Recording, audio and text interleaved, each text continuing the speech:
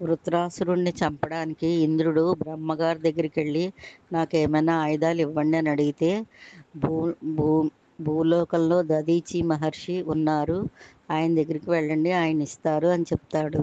అప్పుడు ఈ దేవతలందరూ కలిసి దధీచి మహర్షి దగ్గరికి వచ్చి, మాకు వృత్రాసురుణ్ణి సంహరించడానికి ఆయుధాలు కావాలి మహర్షి, మాకు ఇవ్వరా మీ శరీరాన్ని అంటే, సరే నేను ఇస్తాను, కానీ నాకొక కోరిక ఉంది.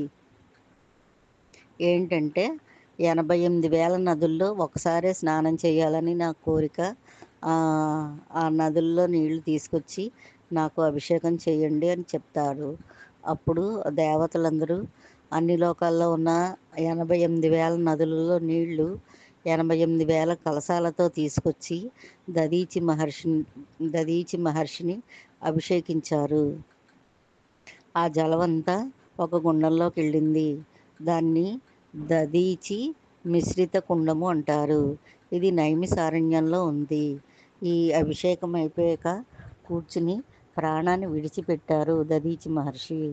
అప్పుడు దధీచి మహర్షి శరీరంలోని అస్థిపంజరాన్ని వజ్రాయుధంగా తీసుకున్నారు ఇంద్రుడు.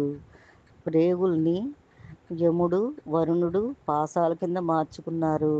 మిగతా వాళ్ళు మిగతా దేవతలు మిగతా ఆయుధాల కింద తీసుకున్నారు దధీచి మహర్షి శరీరాన్ని.